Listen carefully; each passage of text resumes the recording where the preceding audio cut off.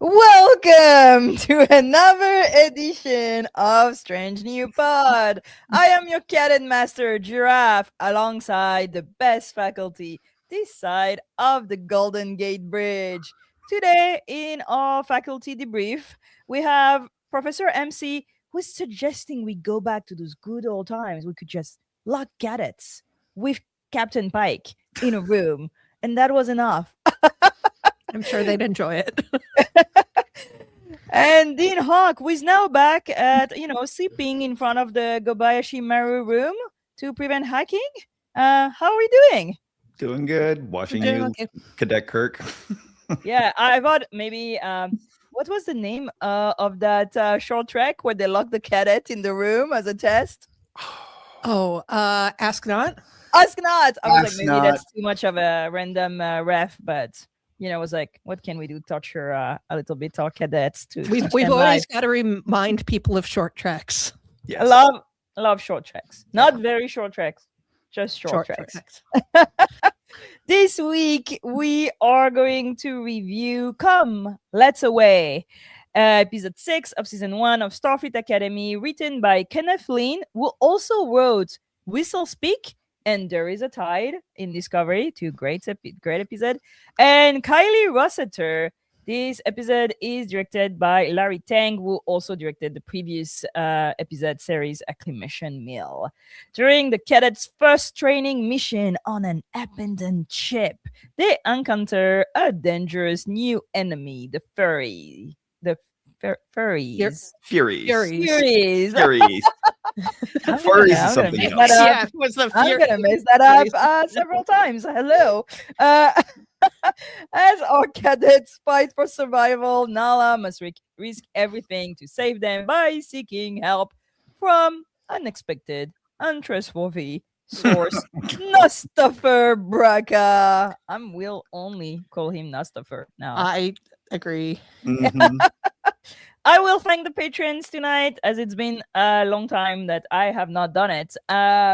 Thanks to Simon Steger, Jeffrey, Tallulah, Jen Stein, Tina Alexander, Joseph Perito, Karen Gui, Takako Nagumo, Fernanda Nogales, SMK, Colin Davidson, Shatterhead 2049, Chesco, Michael Graham, Emily and Travis, Maggie Light, Wayne Ritz, Scott of Arc, Sean, Jay Howard, Myhaleni Uchiyama, Matt Hawker, Joshua Lewis, Tara Poland, Slope74, Ruth Parakeet, Adam Sanders, Amy the Magic Snail, Aaron W., Carl Engeli, Michael Kwan, Caitlin, Elizabeth Dean, Jim McMahon, Setano 317, Puka Hair, Free Fry Short, Cat TP, Tripping the Red Alert, Over a Pineapple, Sean Manning, Asher at the Bat, Chris Weatherman, RHCB, Martin Simpson, Norman Buckwold, David Prime Hildebrand, Terry J, Robinson, Rod Griner, Eric the Red, Trouble, Jamie Roberts, Honey Berry, Paul Taylor Pete,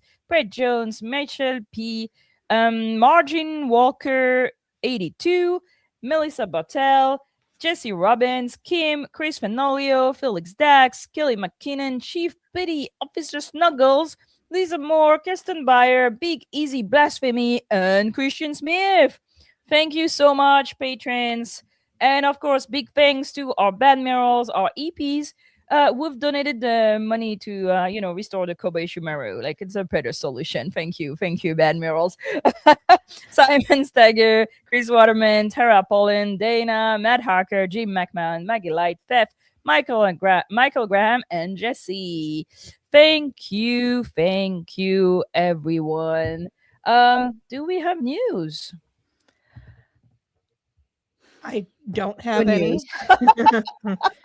No news. Well, join us after the podcast to our watch along of 106 on our Discord.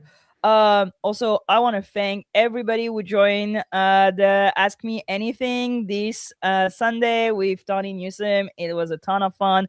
Thank you to MC who helped me moderate the chaos, and Julian who produced, and Erik who did the designs, and all my friends who were there. Thank you so much. I hope you had. And thank you to Tani for Thank you being to so Tani. awesome.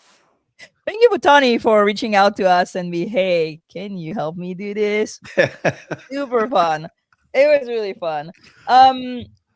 If we don't have any other news, I want to start by a slight trigger warning because I think everybody has watched this episode, but also we watched this episode, well, a long time ago for some of us, and news have caught up with us. I want to say that my heart goes to Canada.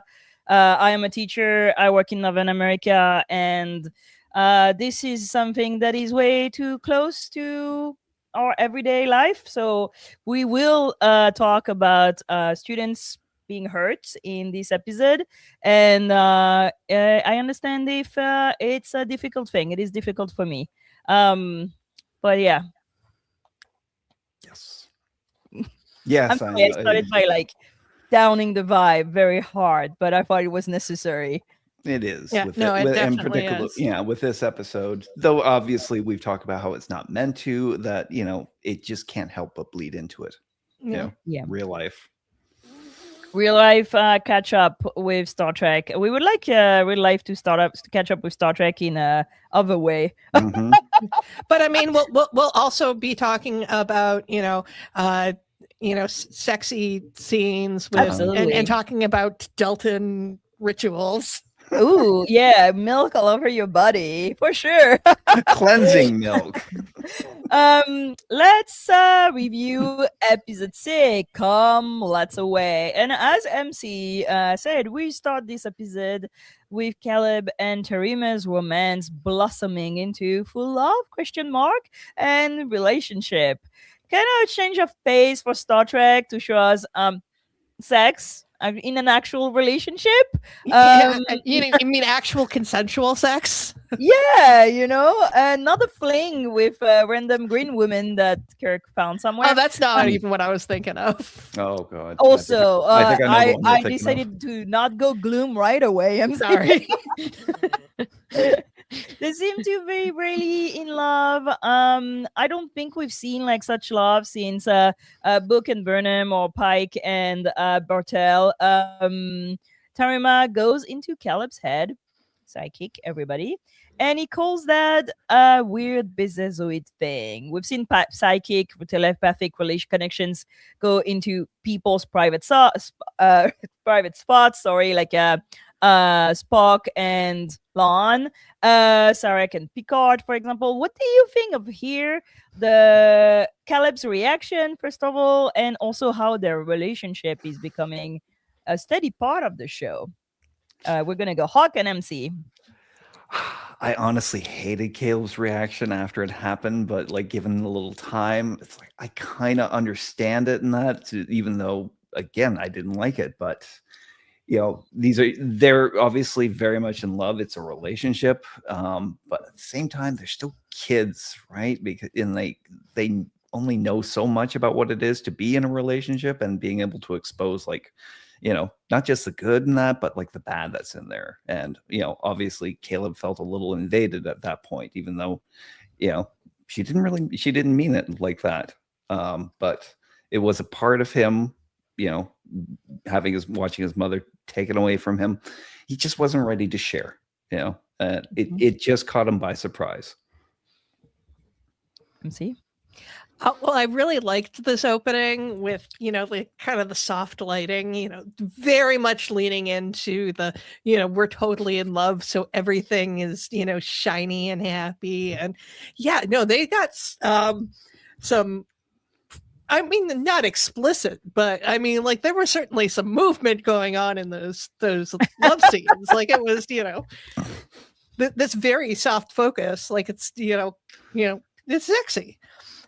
But actually getting into everything they're talking about, it's so weird that when they're having their pillow talk, they are having discussions about being involved with somebody from another culture. Mm-hmm. And clearly they've both been with people from other species, other cultures. But then Caleb just completely just trundles into like this problem. Like I get that he was freaked out because his trauma, he was triggered. But in that trigger, he lashed out by calling it a weird Betazoid thing. And the thing is, it's not a weird Betazoid thing. It's a normal Betazoid thing. It is something that every Betazoid has. And so by calling it weird, it's calling all Betazoids weird. And it's just incredibly disrespectful.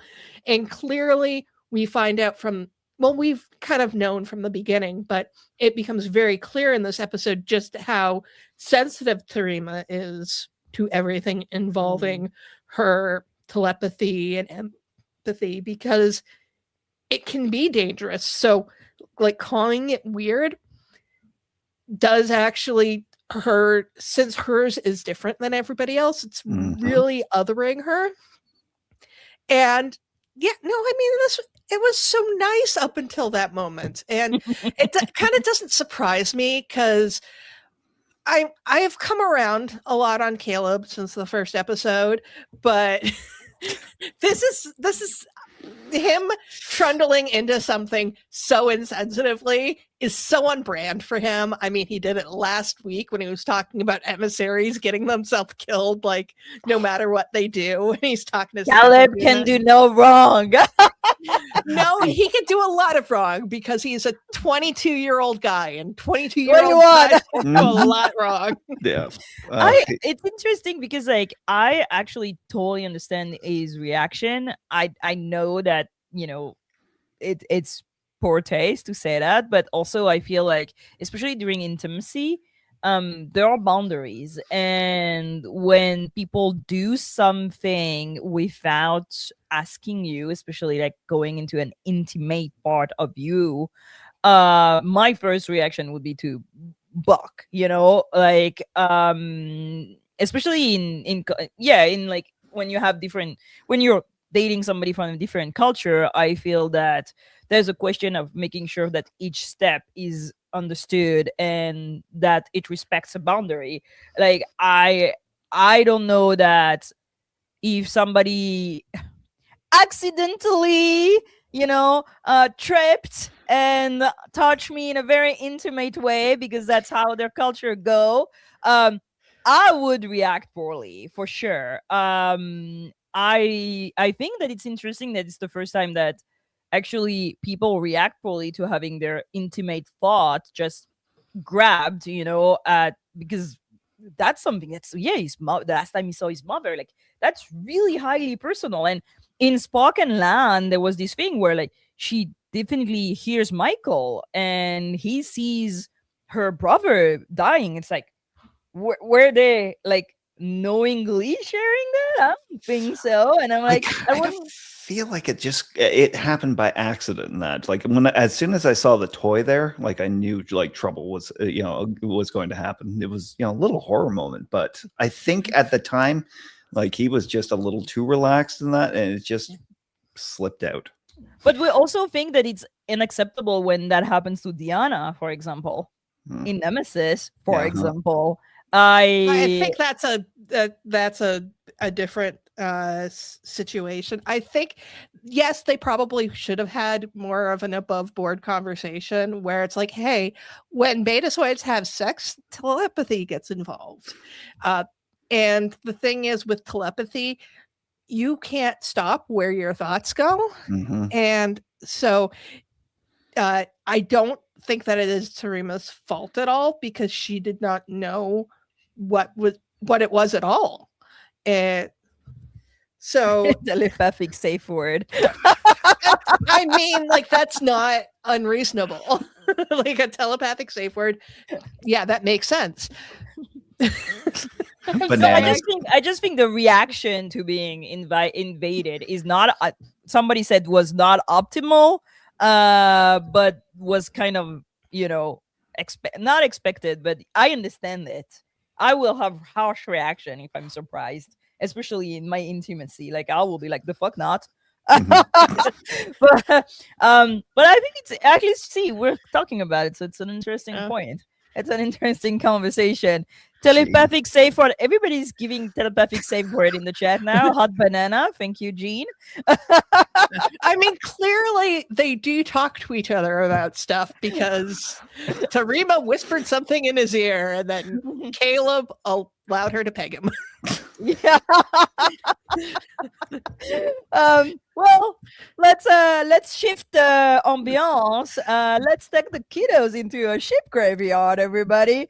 The training ground for the War College and now Starfleet Academy is a ship graveyard, and more precisely the Miyazaki ship singularity drive alert. I hope that all the Romulans in the chat are happy that the singularity one of the main questions and people were asking in Discovery about the burn. Why didn't they use singularity drive? Well, here you go.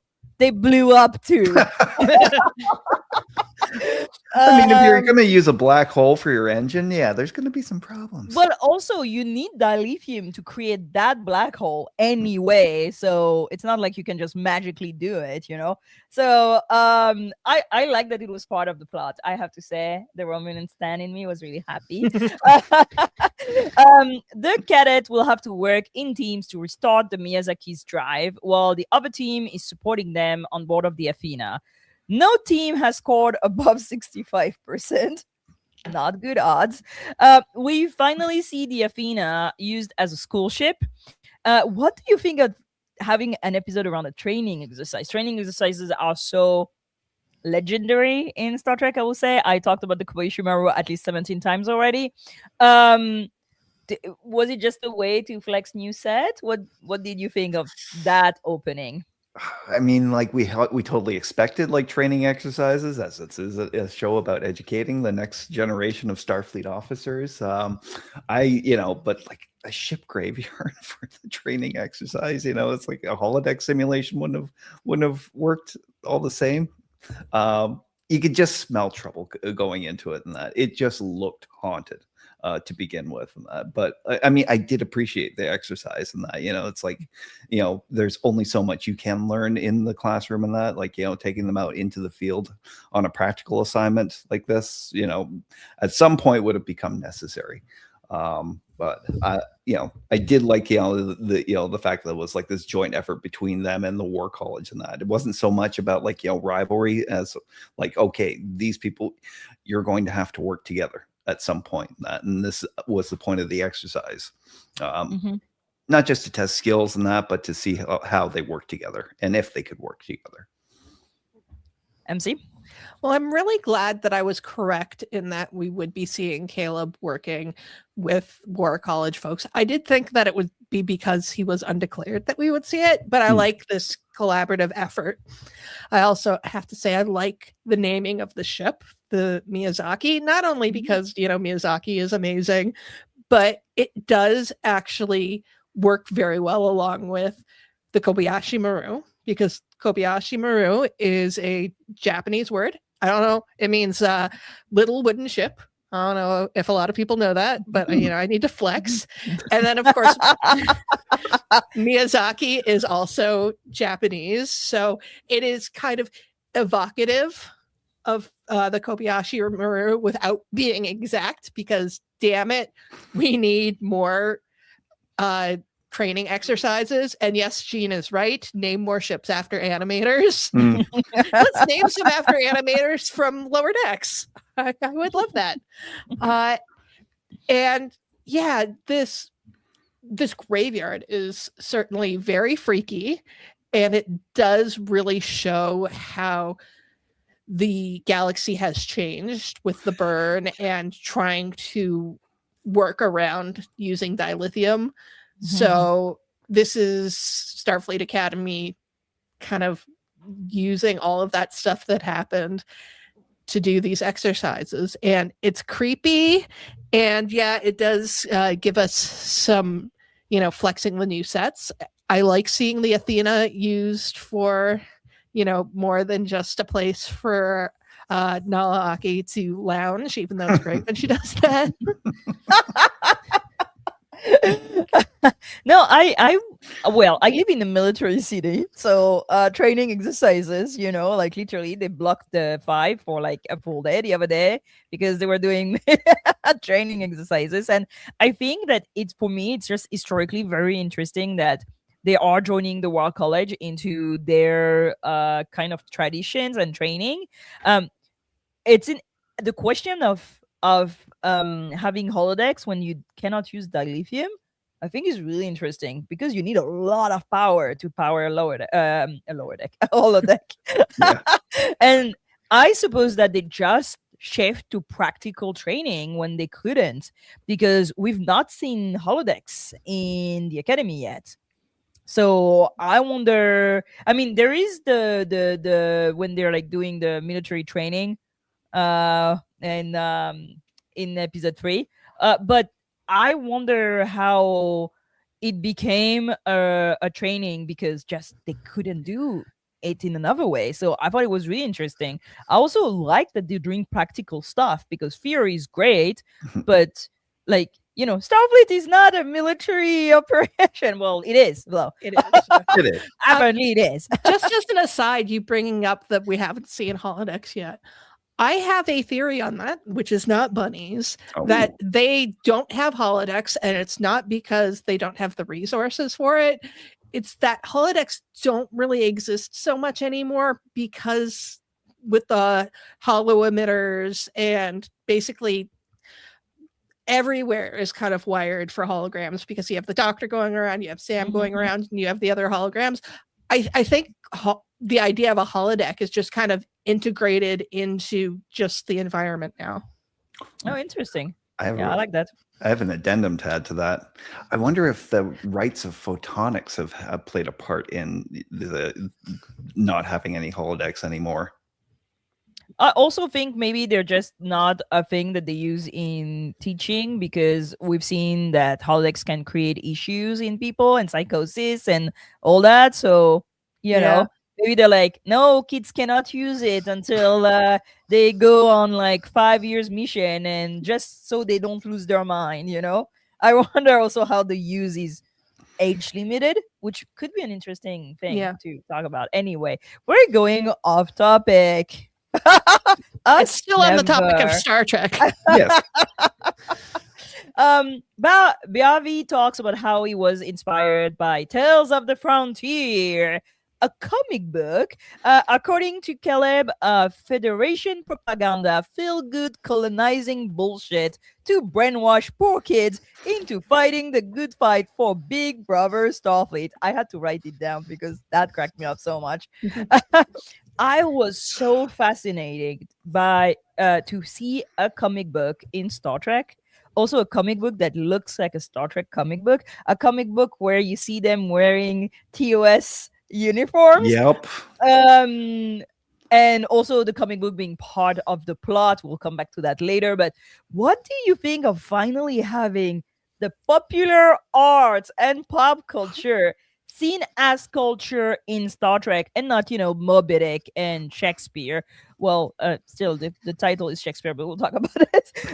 Very, like, I think only Lower Decks had these, like kind of side culture that was existing for the Lower Deckers. Were you surprised by this?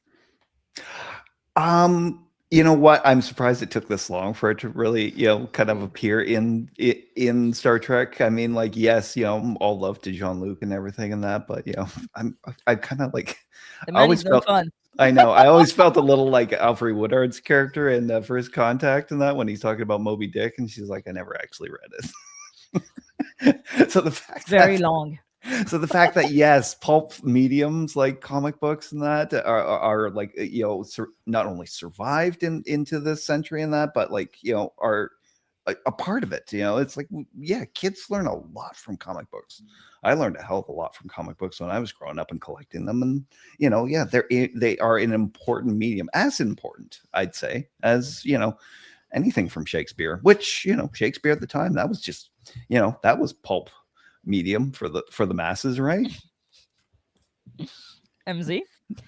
I absolutely adore this because this has been one of my big arguments about the Federation. And I don't like that they don't seem to have any of their own creative sides. Like that's one of the reasons why I love Jake Sisko so much, and that he actually did want to create things. And it made me really sad when later on they just turned him into a fucking journalist, because you should be able to create your own things. And even when there are things that are created during the era of Star Trek, it's always a throwback, because like Captain Proton was made by Tom Paris, but it is very much like that pulp, 30s, 40s, 50s type of sci-fi.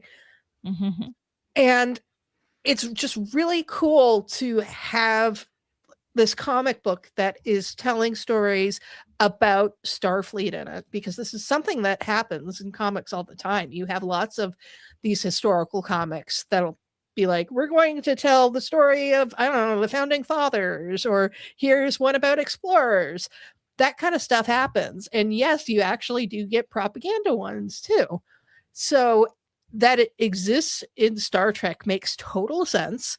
And also, we know for a fact that there are kind of historical recreations of stuff that happened with like the Enterprise. Maybe I'm pulling stuff from Beta Canon, but I'm pretty sure that it has been mentioned that there have been like recreations of stuff that happened, basically kind of implying that like the shows actually happened.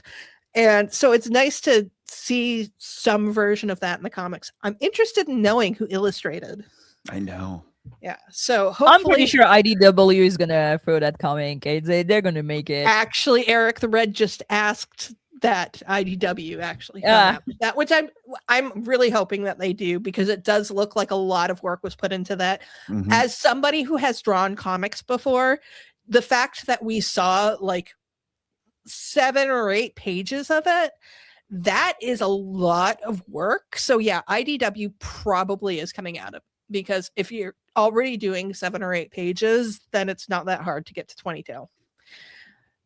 I also just like that they have stories of like the before the burn, and that I don't know. I love vision of time in universes that don't exist. I just find that fascinating. And I was just so happy that those kids are not there like quoting or unknown Vulcan stuff, but a comic book. And also what really interested me is to see that even it's post-burn, even they grew up without the Federation, they seem to all share the same pop culture. Because the teacher read those books too, those comic books, and then Beavi read it, and then somebody else is like talking about it. We found out that Caleb read it too. Yep. Yeah, and so it's like really pop culture. Like it is accessible in different part of the galaxy. It must be cheap if Caleb got it, because he grew up on the run. But also several generation read it, so it's kind of part of like the thing that you just give to your kids.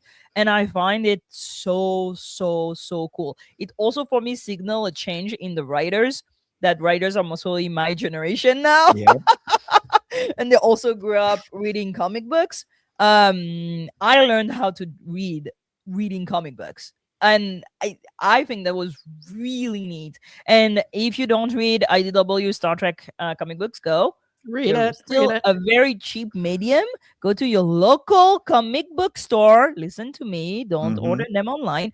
Go to your local comic book shop and order them there and buy them and help a local business. New teacher, who this? Teacher Tomov. We've never seen that man before. He has a name. He is speaking. He has lines. And also, he's so near from from shore leave. We really need that shore leave, man. He's counting the days. Nothing bad will never happen to that man. He's gonna spend his shore leave on the ship live forever. It made me think of like The Simpsons when like the kid is like in the back of the bus and he's like, we're in danger. Never go anywhere with somebody who's close to retirement, people. So now he gets permanent shore leave. Gene. So Tomoff accompanied the first group of cadets, Team Blue, to the Miyazaki. Their goal is to restore power to the ship. For sure, Mir does it real fast, real well against all odds. And I want to just talk a little bit about Kelly Mir because I'm gonna put my tinfoil hat on, and I've already been harassing Hough about it. But don't we think that this kid is too good at too many things right now? Like coding, fixing, hacking, piloting, knowing things, debate. Hawk knows I have a theory, but I want to discuss that real quick. Hawk. So basically, as the teacher mentioned in that he actually did the reading, he's used to thinking outside the lines and that, and let's face it, it's like growing up on the run in the underworld and that. Yeah, you pick up skills here and there. Is he, does he still seem like very stacked? Yes, he does. Yes, Julian, he still seems like a Gary Sue. But at the same time, I'm still here for it. And that I kind of like that Bobby was like, is that allowed? It's like, yeah, it is. And that they were going into this situation, they were given certain instructions, and then as the instructor said, you're not going to be told anything else going forward in that. So yes, he does have a particular set of skills, but like I said, he's had a vastly different life than most of the other cadets not coming into this, right? He's probably had to fix a disabled ship himself more than once. Emcee? So in terms of the programmable matter, it's not that he was allowed to, it's that they never said anything that they couldn't, which is a very specific way to put it. Better to ask forgiveness than permission. Now, I don't mind him being able to do this. Makes sense to me. I had a problem, and if I had been on the episode, I probably would have talked about it. When he was doing the debate, him winning all of the fucking debates, that I didn't. That's where really you draw the line. Well, I do have a specific reason for it, and I guess I can bring it up now because Caleb's really good at arguing, but debating is not just arguing. It is very structured. And I don't think that he has the temperament for that. And this is already kind of in his wheelhouse. This is stuff that we have seen him do before. Is he always been successful at it? But no, since episode 1, we have seen him programming things. And I feel like, they're gonna fit him for a red shirt. I know that, and I'm not saying that red shirt in the bad way. I'm saying they're gonna put him on the command. They're gonna put him on the command track. Of course they are. But personally, I see him being fit more for engineering. Oh yeah. Oh yes. Because I thought you said red shirt. I think when you said red shirt, I saw Scotty, and I was like, yes. Yeah. No. They confused things so much by thinking that Patrick Stewart and Jonathan Frakes didn't look good in gold. I'm gonna put my tinfoil hat, but I've talked about this with Hawk before. I'm like, is he an augment? Why is he so good at things? I want to know. I feel it's getting too much. I think for me, the line was when he knew how to use Sam's interface. I was like, how the fuck does he know that? Oh, God. And I'm like, photonic subroutines? Come on. I was like, and that's where I texted Hawk, and I was like, I think he's an augment. Can we not have another one of our main characters be an augment? I mean, I think that it's just a bit too much. Maybe it's just a Gary Sue. No, and I will accept it. that. Yeah, and I will accept that. I am not opposed to the idea of him showing Gary Sue tendencies because I think that is true. This one, I don't mind. Do this kind of stuff and just take out some of the other stuff. He doesn't have to be good at absolutely everything. Pick one thing. Live a little bit for the rest of us, Caleb. Everybody's looking dumb now. Well, the cadets managed to restore power to the Miyazaki, and we're back on board of the Athena, where they're starting to read weird power readings. Again, we're in danger. There's suddenly no way to beam out the blue team. They're stuck on the Miyazaki, and we get introduced to a new kind of villain, the Furies. Right, the Furies. We are hungry, Nahla Ake. 30,000 bars of latinum, or the cadets, are food. The Furies are human alien hybrid baddies who have an ongoing issue apparently with our favorite Klingerite, Nusbraka. The Chancellors and Admiral Vance call on him to help with the hostage situation. Calric trust the teacher to keep the kids safe. That teacher, yes, that one. I mean, he did. Nahla Mostly. doesn't trust Noose to keep them safe. Fans believe that a kind of not that bad of a guy with a gun can solve the situation. What do you think of that super sudden shift of pace in that episode, which becomes a life or death plot? A Shakespearean title again, Calm Let's Away. Yeah, where did you think that was where the episode was gonna go? Hawk?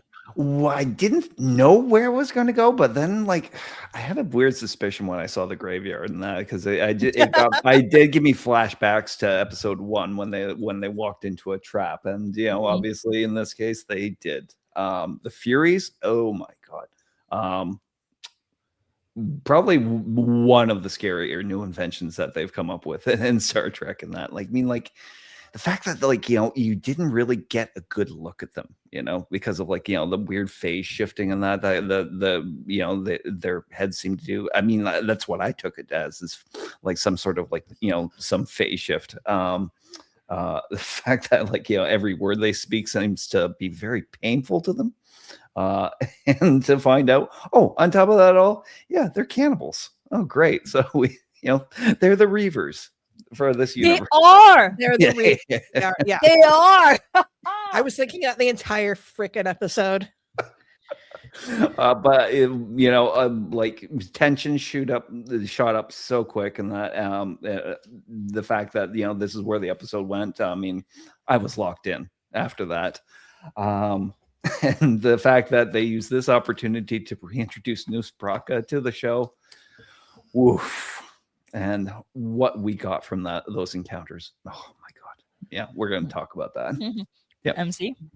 I'm honestly not entirely sure about this.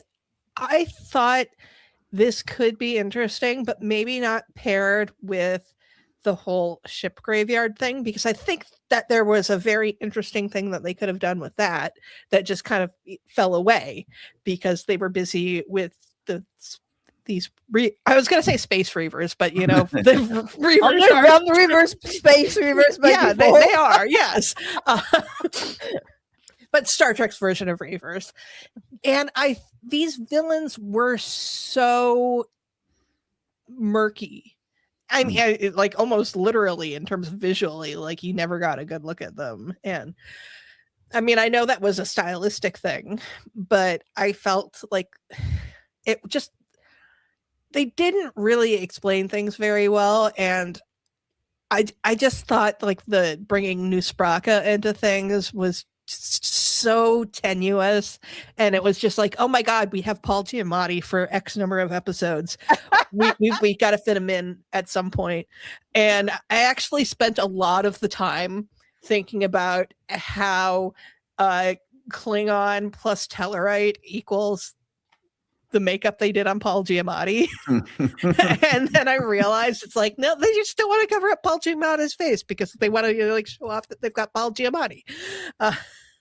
So he also wanted a shit ton of makeup, if I understood well. Yeah, but the producers, I think, didn't want to cover him up too much because, I mean, a Tellarite and a Klingon, I don't think it would come out looking like this. But whatever.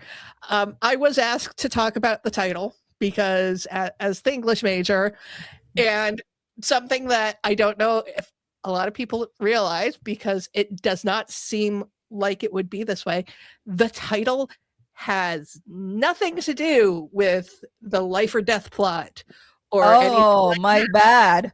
No, it is totally fine, because it makes it a really interesting thing to talk about.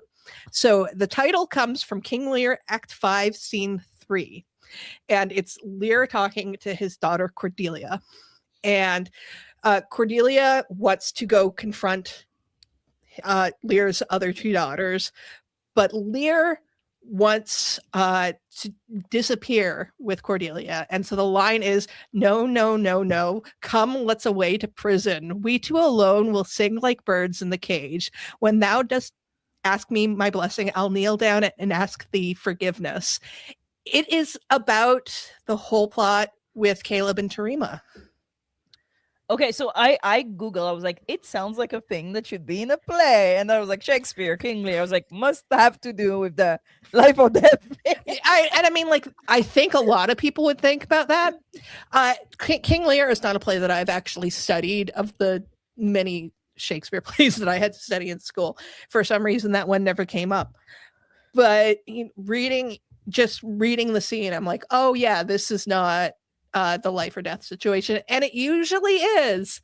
I want to go over all of the Shakespeare references in titles. It might end up being a category on Trek Masters at some point. I want to do. I've done a list of all the Latin and Greek title in Star Trek. That can be also a thing if you want. There's so many. Many. For nerds, we're really fucking nerdy. Yeah. So we are going to. I just wanted to say I love the Furies. I really want to call them furries. You have no idea. Every time I have to think. I feel like they'd really be more the Furies. scalies based on what we've seen. I thought they really looked scary, and I really like that. And also, I think that it makes total sense that, well, there's been people who are just been left to their own device, like, and created like weird. They make me think of the Voyager phage people also. Yeah, the Vidians, right? Vidians. Yeah. I feel like it is good horror that you cannot see them. There's something terrifying in the fact that you cannot recognize anything human.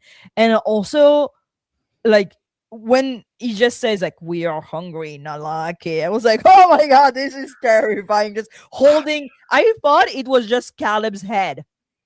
It scared me. I was like, oh my god, is he dead?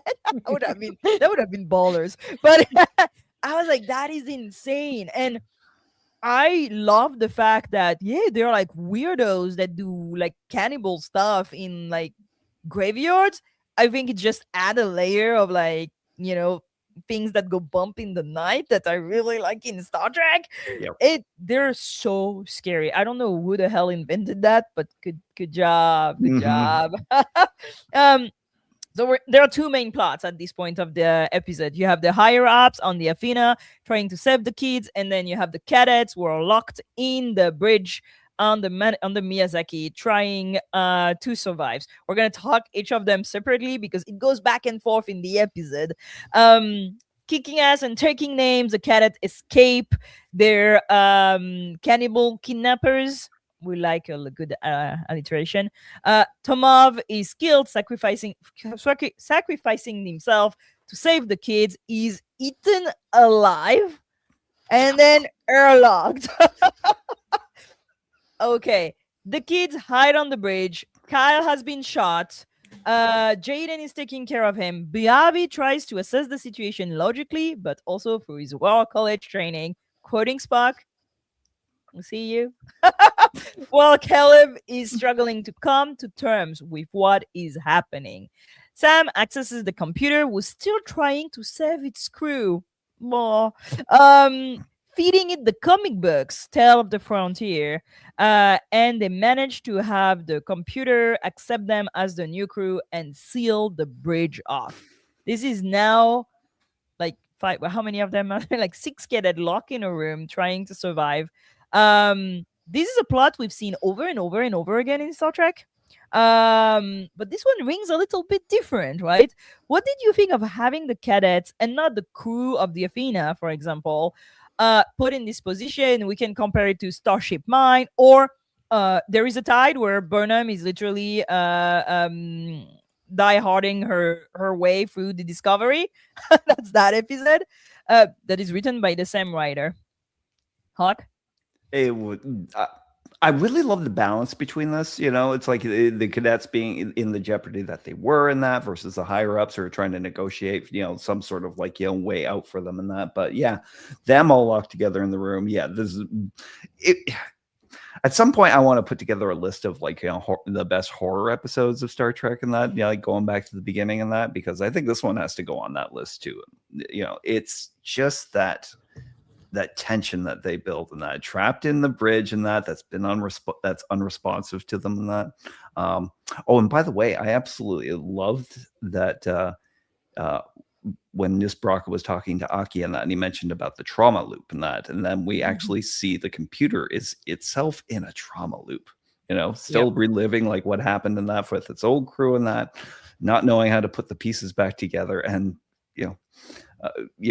being what it is and where they are now. I really enjoyed all, both plots in this. The cadets plots. Yeah. I really loved it. MC? I quite enjoyed this. Well, not Tamov being eaten alive. I do have to say it kind of reminded me of I guess that was the Vulcan Hello or the Battle of the Binary Star episode of Discovery where they eat Georgiou. Yeah. Yes. Oh, that's right. They did. Yeah. And the kids actually getting to the bridge and all kind of working together and talking. This did work for me. I felt like with Kyle and Jaden talking with one another, I feel like when Jaden says, "Are you sure you're not part Klingon?" I feel like there was a fight in the writer's room where somebody wanted the line to be, "Are you sure you don't have any Klingon in you?" No, stop. That would have cracked me up, but also not the place and not the moment. Well, I mean, the thing is, I think Jaden would have said that completely without Deadpan. Yeah. Yep. He would not have meant it the way we would have taken it, but we would have fed off that. Though we feed off this because they are wonderful together. I love them. The Yai crew is. I am glad Gene felt the same way, and I expect that of you, Gene. This is why I love you. And Bobby quoting Spock and doing it in this wonderful way where, he's doesn't say, in the words of the great Ambassador Spock, he mentions Spock as a famous officer, which, and speaking to, somebody from Starfleet, Spock was in Starfleet. So Bobby is kind of like, this is one of your own who's like, this is how things go. Yeah. So yeah, I loved seeing Sam using her special photonic thing. At first I was like, well, we saw Caleb getting to use all of his training. Why can't Sam do something like that? But then she's only a couple months old, so I'm okay with her just, using, what is inborn in her. And it looked very cool, and I liked it. I like seeing this different aspect. So yeah, I am a fan of this. Yeah, I was really touched when he called Spock a Starfleet officer, because that being Nivari, they learn everything about Spock. Oh yeah, if there's not a giant statue of Spock over there,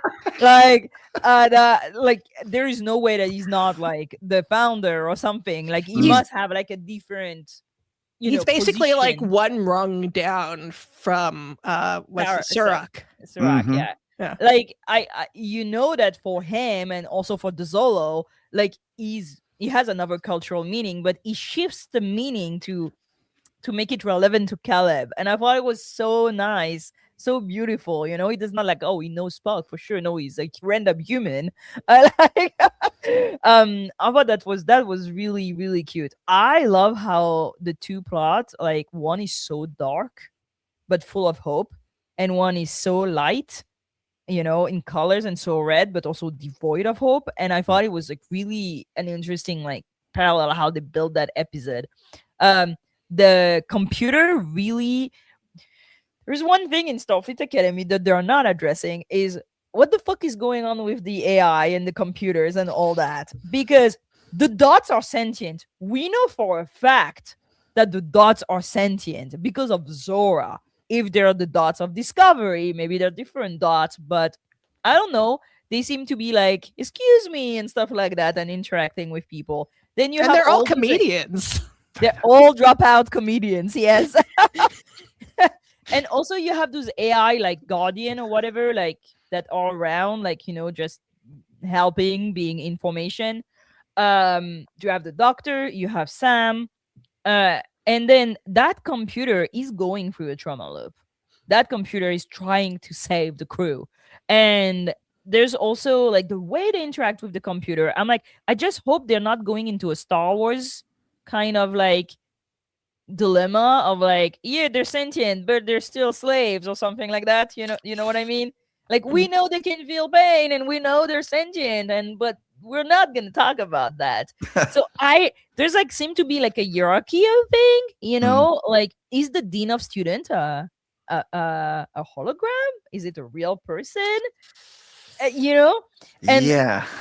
I think that the computer of the Miyazaki being stuck in that loop is kind of like horrible, because they've done that training for 100 years, and nobody has thought of like undoing the trauma loop of the computer. To be fair, nobody could access the computer before. Sam was the first person who was able to. Yeah, but it's like kind of weird. They never tried, or like, I don't know, like, you know, they restore the system, they do their little thing, and they're like never think like, oh, there is a program like stuck for 100 years trying to save human life. Maybe it's because it's not sentient then, but I don't know. I feel that like the Academy is surfing on a like is walking on a very fine line when it comes to this. Discovery addressed it kind of like point blank, you know, but I wonder about this situation. Okay, let's talk about new stuffer. On board of the Athena, the floating a half-eaten corpse of the retiring teacher pushes Nahla to accept negotiating with Mustafa Braca, who is such an asshole, by the way. Incredible. Oh, am I? Yeah, okay. I thought I had froze. Sorry. The hills are alive with the sound of murder. Vance is trying to coax him into helping. He's surprised that the Federation stops supplying dilithium to a planet, so they became dependent on Noos's operations again. The Federation considers it. Like, says yes. Horrible. Noos Braca takes a real dimension of villain in this episode, not just the mustache trolling kind of funny guy. He gets in Nala's personal space, he threatens her physically, he manipulates her, uses our son's death to get to her. Mustafa is really shifting his weight from comedy villain to an actual sensible threat. What did you think of Jamadi's Braca here? Were you uncomfortable? I was a little bit uncomfortable. Hawk? He is just designed like as a character to walk into a room and make everybody uncomfortable, and that, you know, with the, you know, the grotesque, like, you know, language and references and that, you know, in this description of the Furies and that, you know, it's like from ball clenching, sphincter tightening pain, and that, you know,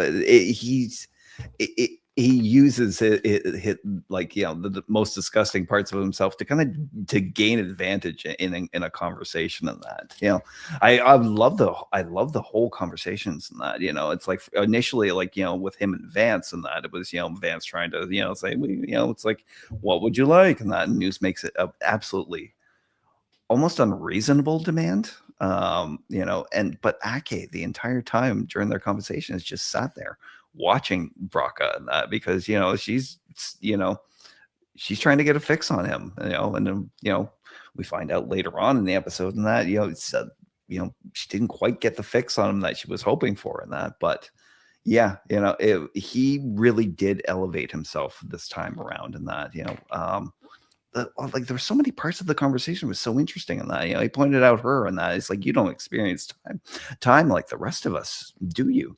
And yeah, it's like, with he was pointing out that, yeah, we all have limited lives and that, it's like, so someone like him, someone who knows that, there is an end to his life, he, I don't know what I'm trying to say here in that, but like I'm a brain fart here on that.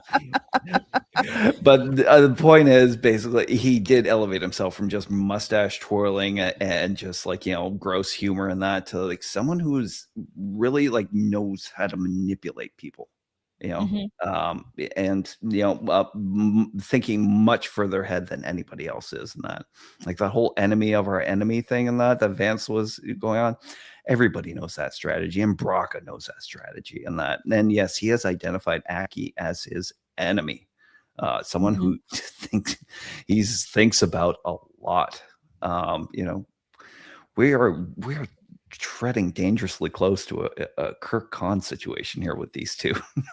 And by the way, I absolutely loved her response, and I love the little kind of reference to that old Mad Men episode in that, when he was going on about like how he's thought about her nonstop, and she's like, I don't think of you at all.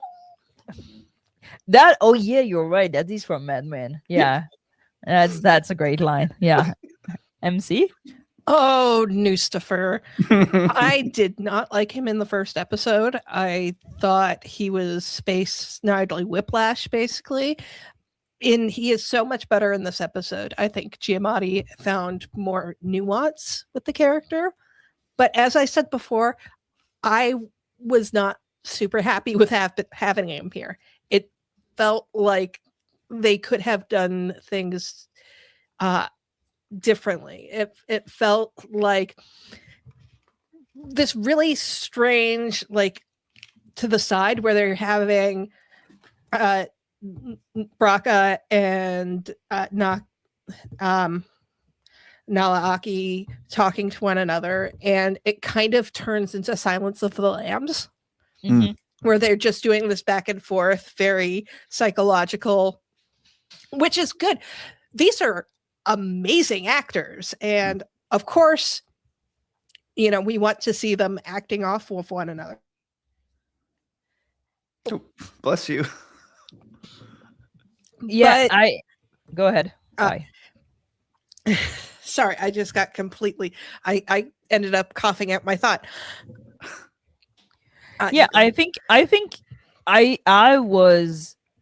like a good like haha villain.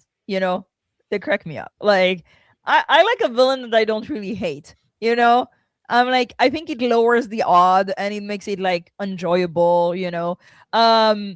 In this episode, he really scared me. Like I was uneasy. Like when he says like, sit on that chair, and she goes and said, I was like, literally not having PTSD, but like it triggered something in me where I was like, I have met these men. She is in danger. Like I was like, she is in danger. Why is nobody here? Yeah. And the way that he uses his physicality, into her space, like he inches towards her, he touches her all the time, and the way she's so closed and not talking, and you see Vance and her trying to be like, your dad didn't like you, and things like that. That seems so small, so like inefficient. Like the difference of threat between the Federation and Nus Braca is so ridiculous. It's so out of the loop. Like when he talks about his dad beating him up, hourly, and like Vance is like, lucky guy. I'm like, holy shit. Like the not reading the situation level of the Federation here, the chancellors, is so insane that it made the whole scene absolutely like terrifying to me, because I was like, those kids are gonna fucking die. And they're here being like, your dad beat you up. And it's like, that guy has 5 miles, is like on you, and you are still thinking he's an idiot. He cannot be an idiot. You should know he cannot be an idiot. He would not be running this operation. He would not know like so much that by being an idiot, you know? And I really like that they put that Federation kind of like oblivious of, you know, the real asshole and absolute inhumanity that can exist when you have to survive. And I think that the way that that whole dialogue was written was incredible, because Nahla still tries to joke ish, you know, like, I don't think about you. But you see, she's like, you know, She's shook. Yeah. she's shook. Did you And she- guys notice, like, shout out to Holly Hunter in that, but like, you know how poker face she was when he was staring directly at her, but when Mhm. he took her eyes off her in that, she took those opportunities to, like, you know, let out whatever it was she's feeling and then recompose herself in that before she had to engage eye contact again. Yeah, when he's like, "Oh, we're scared of you. We think you're crazy because you killed your son. You let him die. Oh, and now you're gonna let that kid die too." I was like, this is so unhinged, but it's also a level of like insanity that I expect from a villain in that time post burn. I thought it was really good, and I hated him. I was Mhm. like, he's gonna hurt her. He's gonna do something absolutely terrifying. And I could not understand that they could not see it. That until the end, they cannot see that that man will do horrible things and that they can compute it. I thought it was masterly written and masterly acted. It was that scared me more than the Furies. That interaction really revisited me in a terrible way. MC, did you find your train of thought? Yes. So ahead. my train of thought Yay. is that I really liked it. I thought it was, you know, well acted, and I thought it was very Silence of the Lambs. My only problem with it is it felt like it could have been connected to any episode. It did not feel specifically built for the problem that was going on Miyazaki. It was this very thin connective tissue, and that kind of stuff bothers me. I'm actually watching a YouTube video which is talking about, you know, cause and effect in movies and TV shows, and saying that, you know, when things happen, it should be such and such happens, but, or such and such happens, so.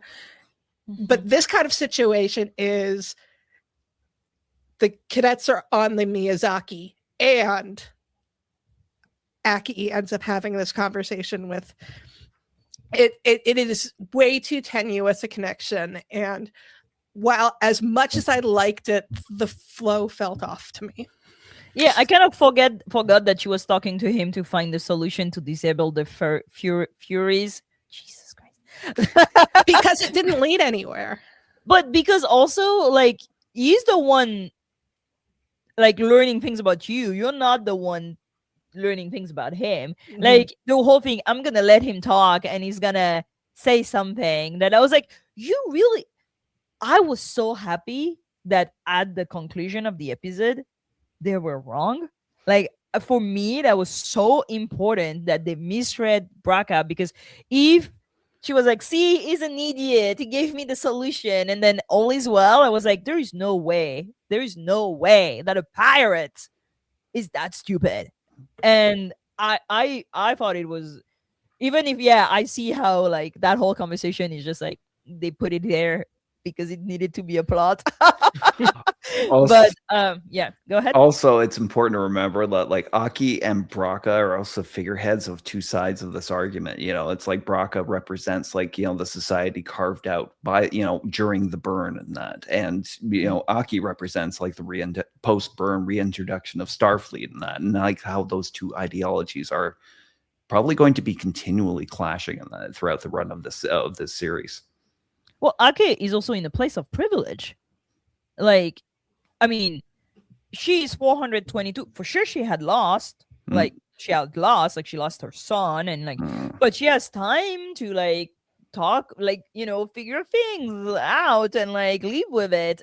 And I feel that most probably she was never hungry, and she had never like to fight for like like Anisha Mir, who literally had to ally herself to horrible newsbreaker, and we know now how fucked up that man is, because she needed to eat and she needed to feed her son. And I think there's a disconnect that is really well played and really interesting in how Vance and Kelrick and Ake see the world and act through it, and what is actually going around them. Like, I think Julian, we're talking about, was like, this is crazy that they take kids to a ship graveyard when literally half the galaxy is out for blood because everybody was starving for like 120 years. And I'm like, yeah, but because they don't connect the dots, because they just live in that perfect world of like, we're gonna bring back the academy, do. Anyway, I mean, look at how like high the academy is. Like, it's so high in the stratosphere. It's beautiful, it's new, it has all of the supplies that you could think of. So yeah, they have no idea what it's like to scrounge for anything. You know what I was sorry, go ahead. No, I was like, it's interesting because like Caleb and Braca are kind of the same face of the coin, like with the whole like Starfleet is imperialism, Starfleet is colonizing, Starfleet just thinks that they're so perfect, and like they're not wrong, but how they go at it is such a different action that I think it's really interesting to see that they have kind of the same dialogue, but come to different conclusion at the end. You were saying, Hawk?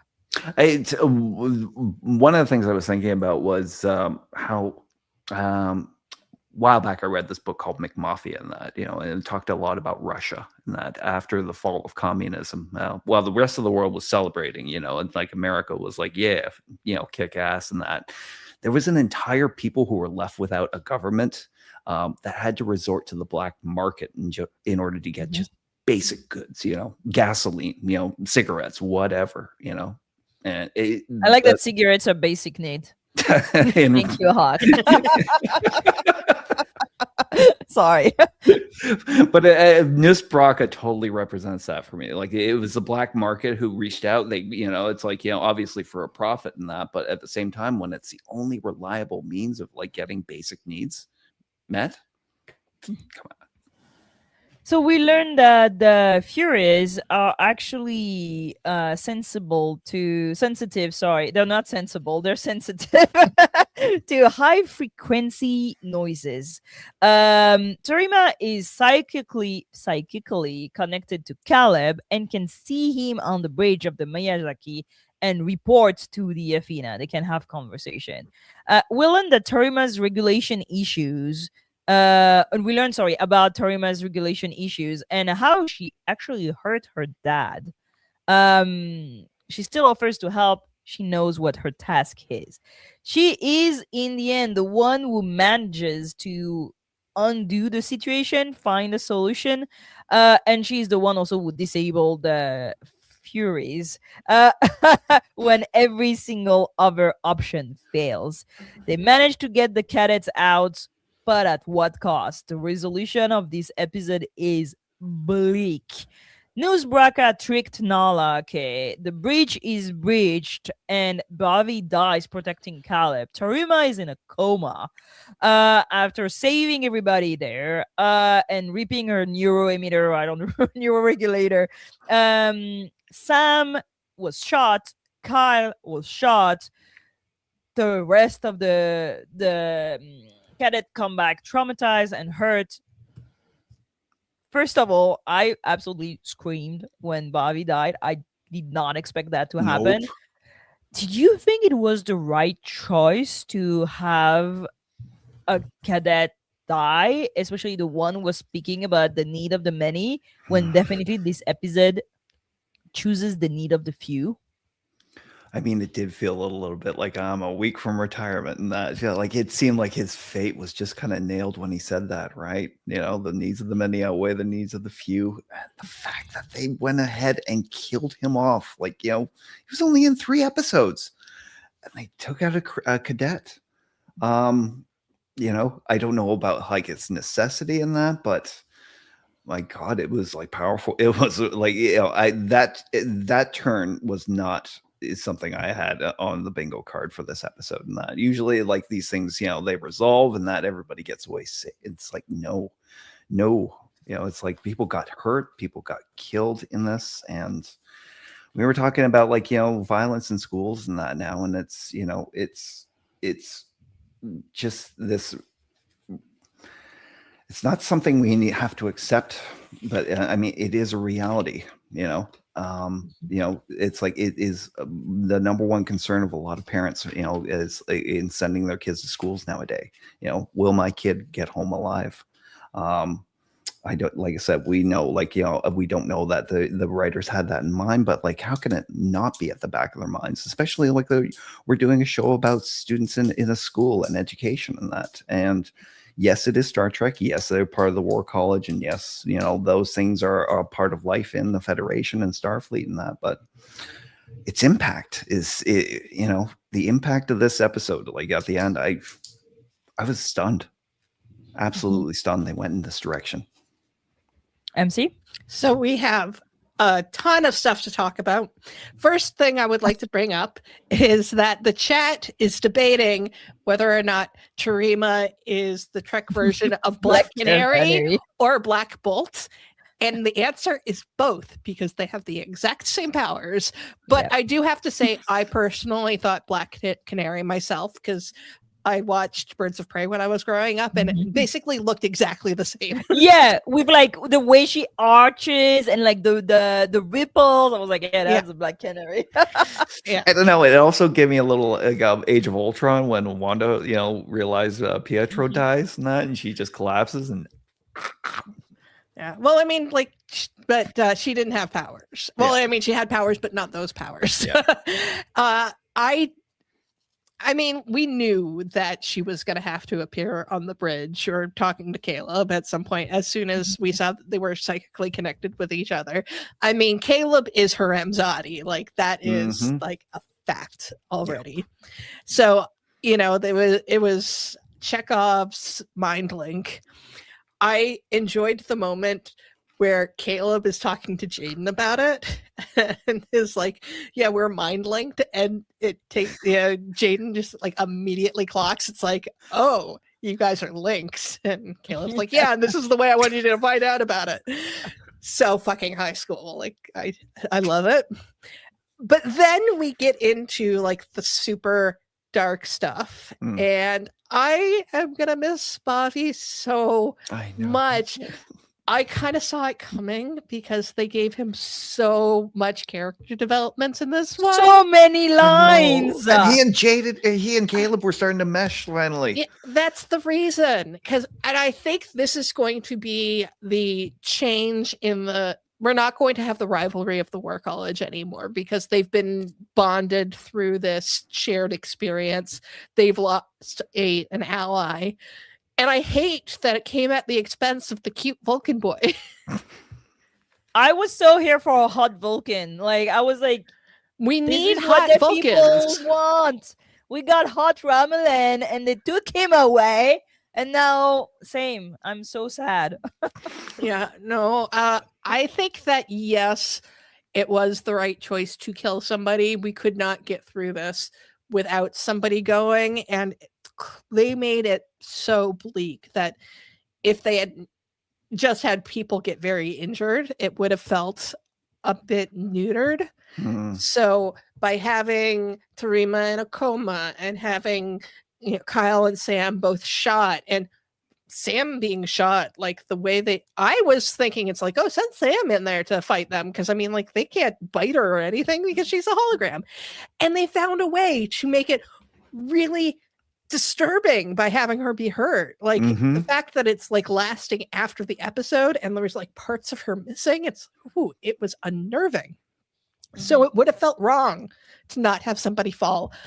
I'm just really sad that it was Bobby, but out of all of the people that were there, it makes sense that it was him. He did say, you know, the needs of the many outweigh the needs of the few or the one. So they set it up. And also they can't kill Kyle because he and Jaden have to be happy. No killing gay characters. That's Baby's fault. He should have gone for Jaden. Yes. I was shook.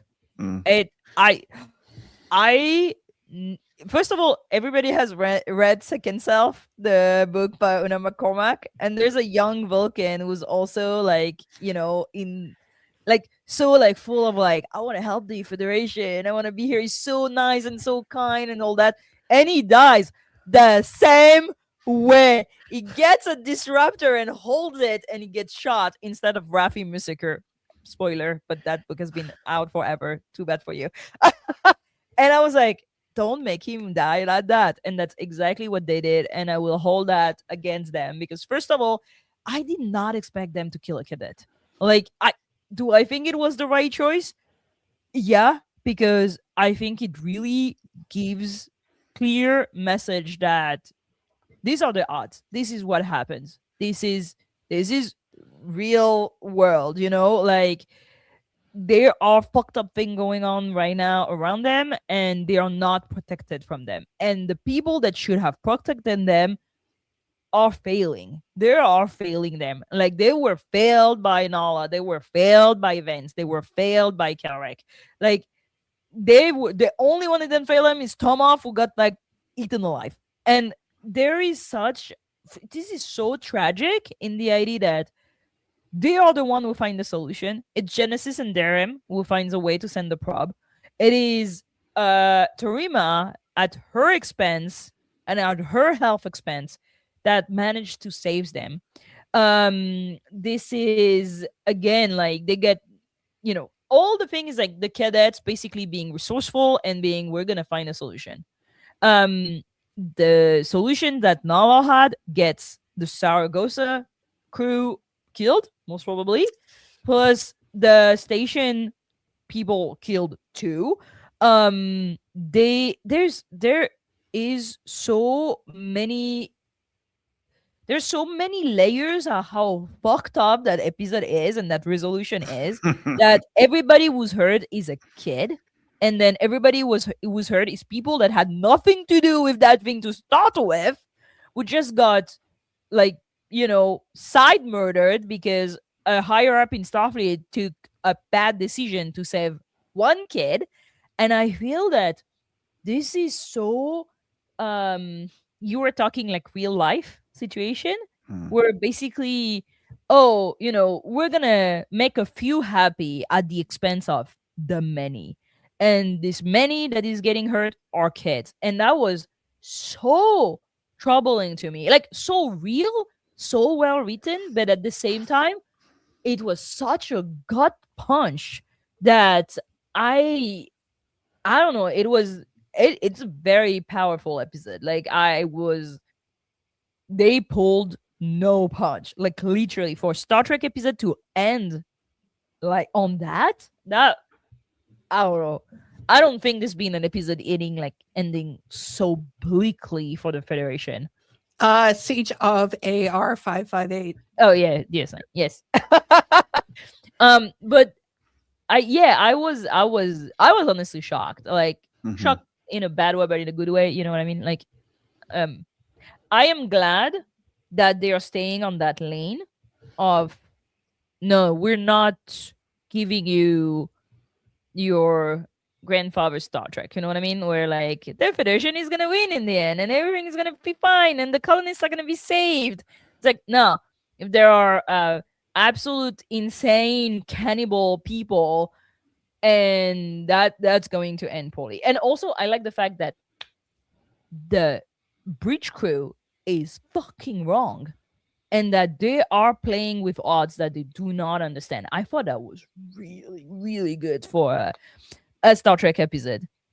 Well, actually, let's talk about the higher ups. They took the bait. Bon appetit. This is the first big loss for Nahla, who was against bringing news into this mess and who then misread him.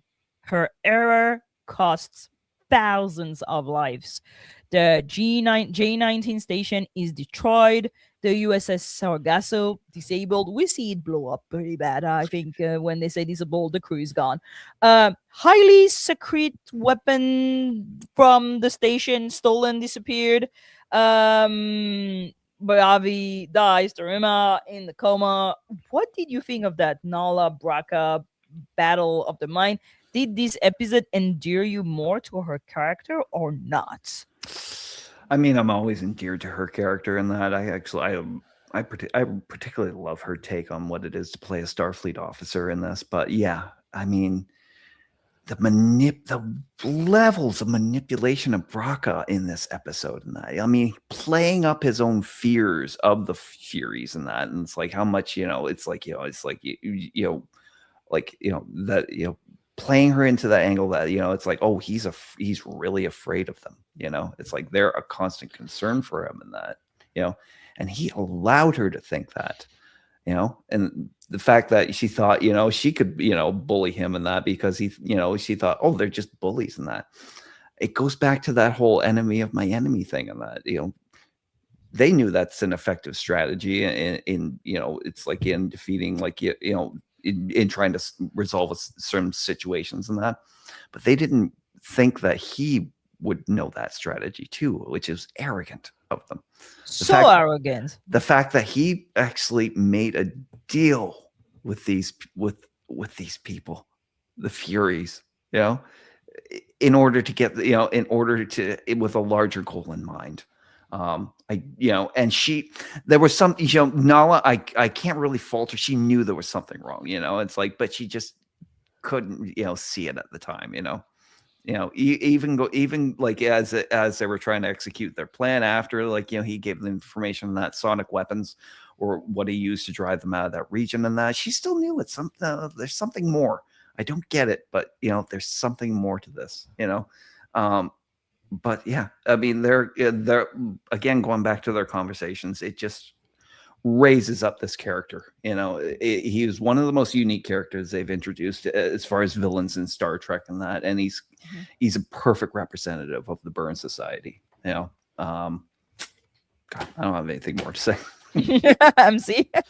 So I think once we're not doing episode reviews and we're scrambling for topics, I would like to discuss New Trek's trend of not having the captain be the main character of the show, because while Holly Hunter might get the first card, it's because she's Holly fucking Hunter. It's not because she is the main character of the show.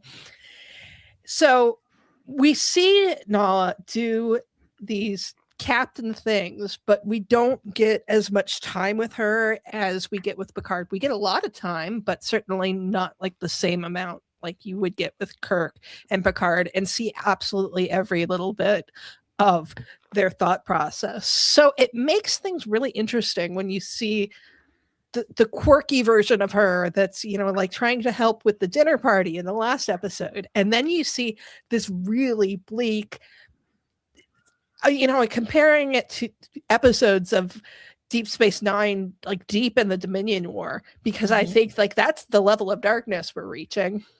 And it's such a shift. And I don't want to say that it doesn't endear me to her. It definitely gives me a lot to chew on. I mean, it really plays at the fact that, like, even with like 422 years of wisdom under her belt and that, it's like she's still fallible. Yeah,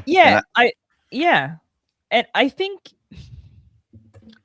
I don't know. I think there is so much to unpack here in the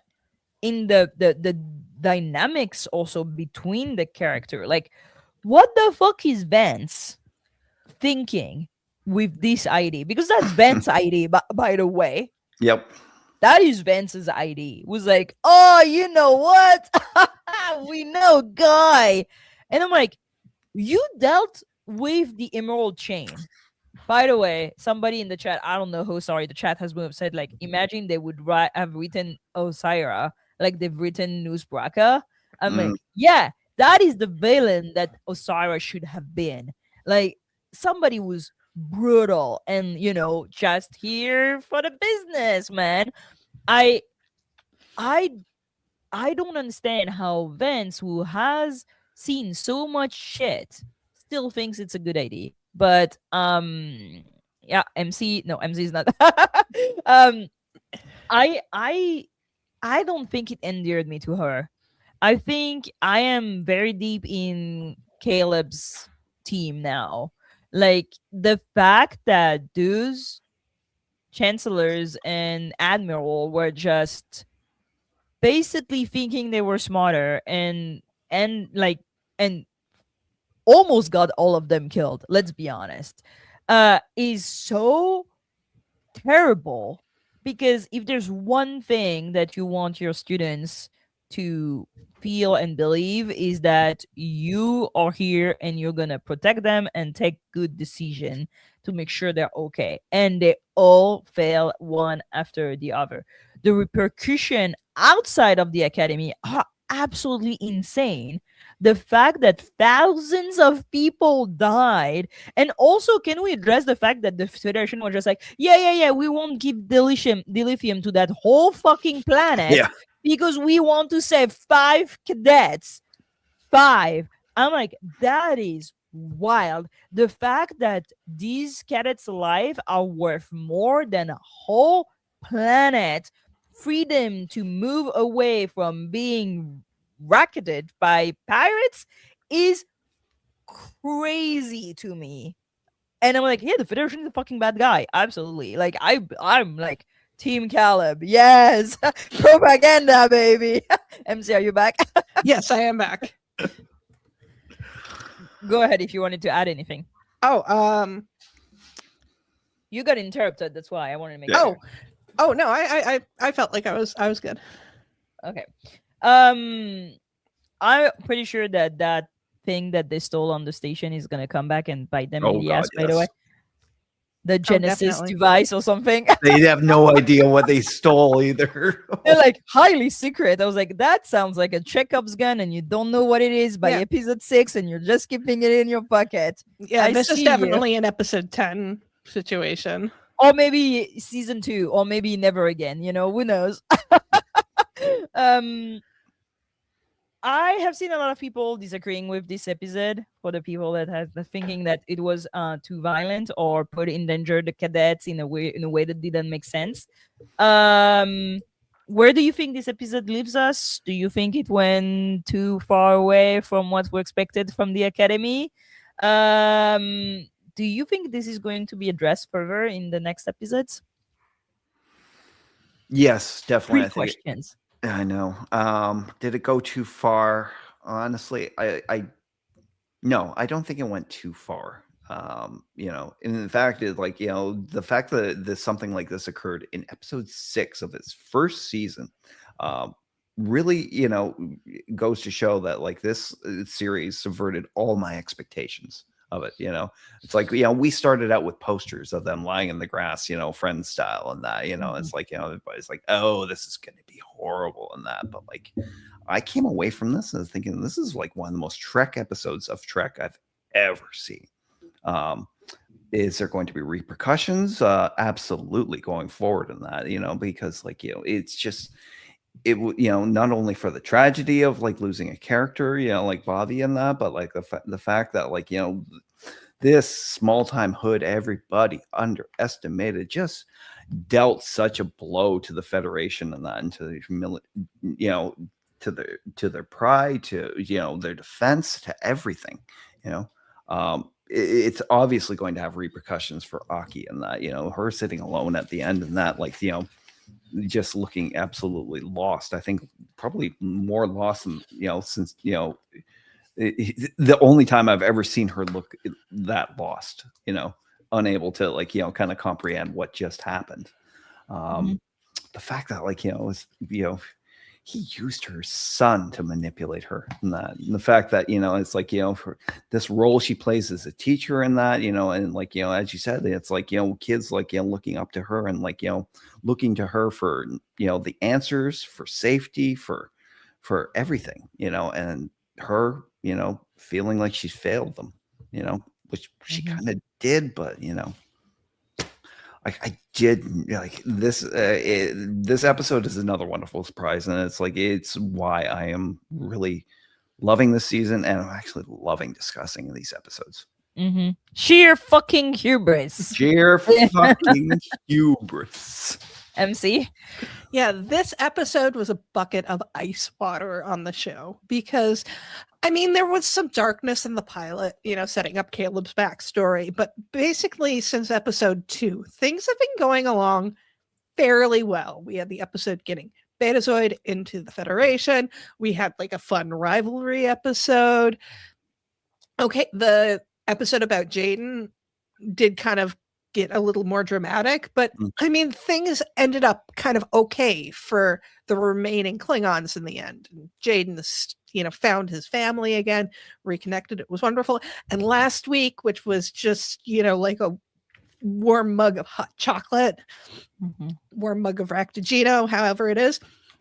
But then you have this, which is just like, yeah, this is a militaristic operation in the middle of a post-burn world.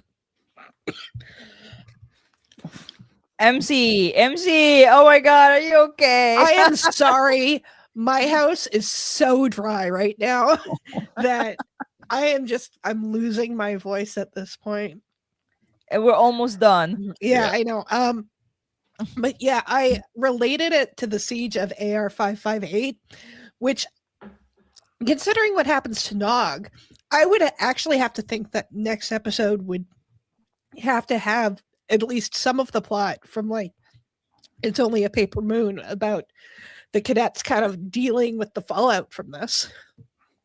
But the only thing is with that is the siege of AR 558 comes in the middle of the war arc where you've already kind of had build up to that. So, I mean, going from these light, happy, teen drama stuff right into we are an actual Star Trek show and we're going to have Star Trek plots. It's a little bit of a disconnect. It's not a bad thing. It's a lot. Yeah, I think that this is a very bold episode. I think this is exactly what I was expecting from the Academy. I love the fact that there are not utopic, like everything is always right in the end bullshit. I love that the episode ends on a despair, on like, this is not okay, they didn't fix it. That there's no solution. And I thought it was ballsy, especially after last week's episode.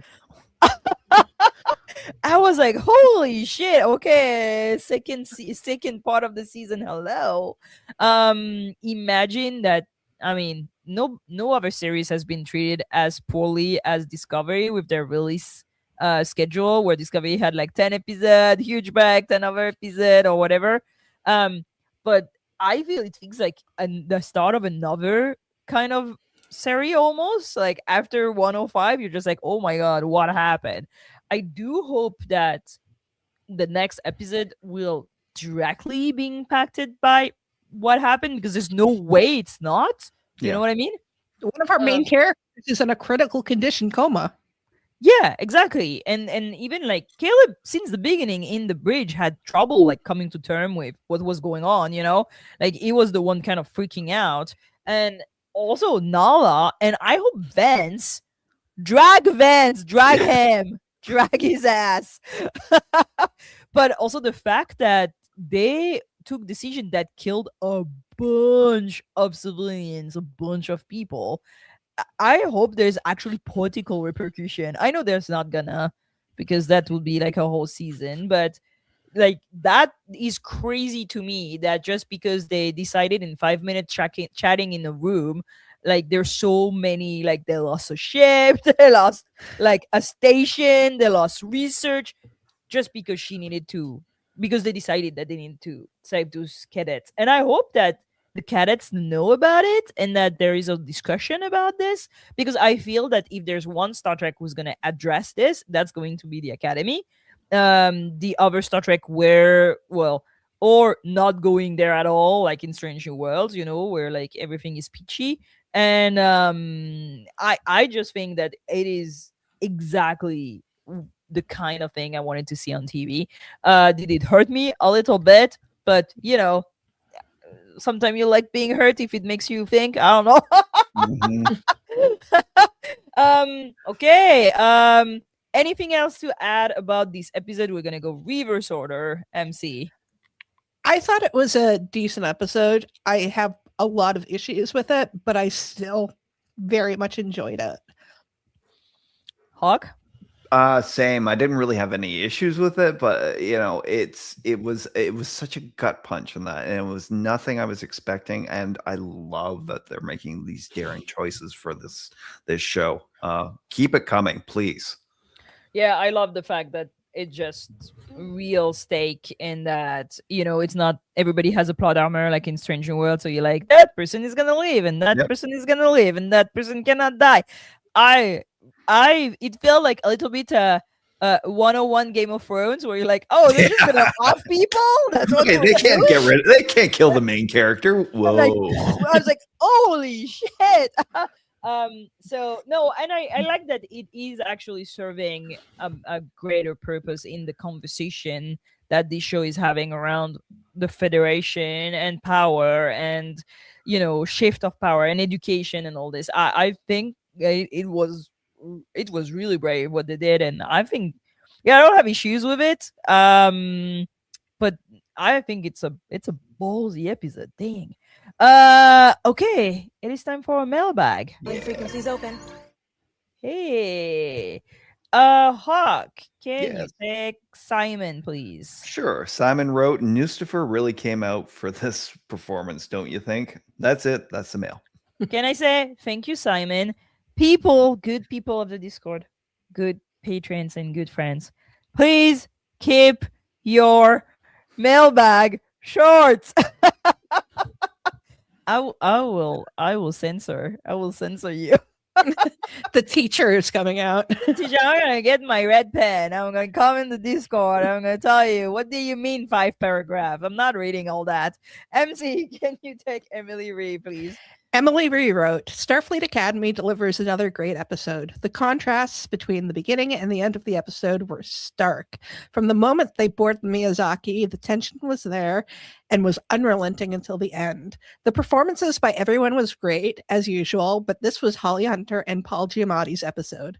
They are both absolutely brilliant. I had a thought that Caleb's mother is part of the plan for whatever they stole at J19. We'll see if I'm right. I thought that too, honestly. Oh, I didn't think that at all, but I like it. Hawk.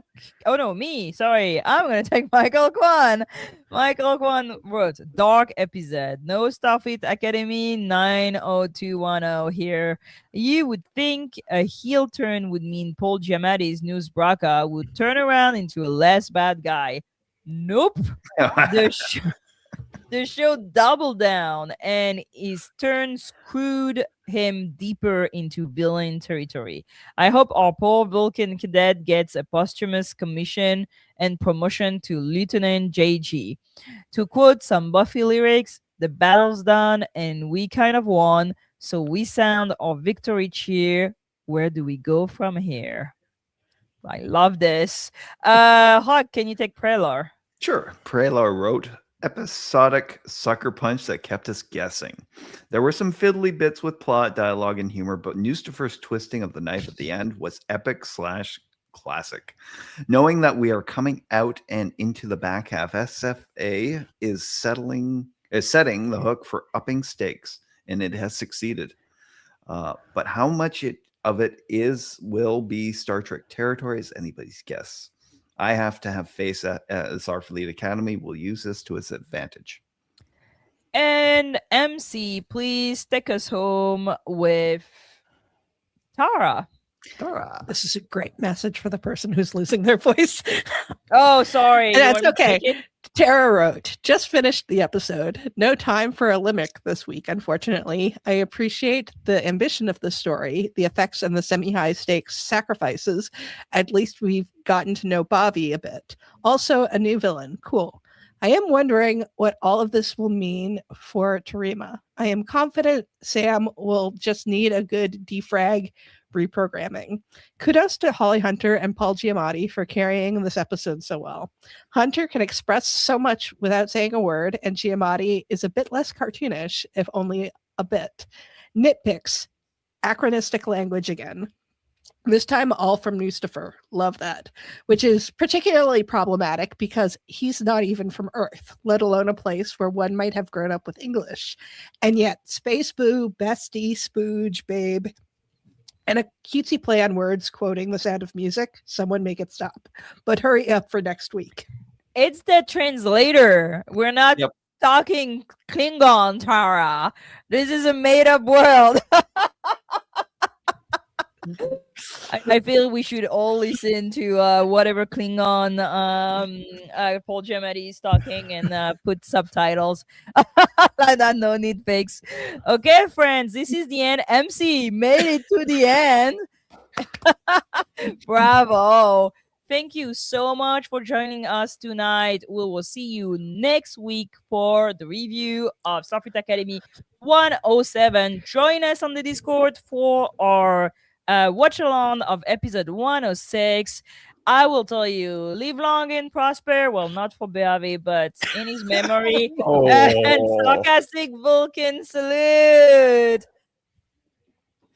I can do this. Wait, I am in charge of the potion. Here we go. Bye.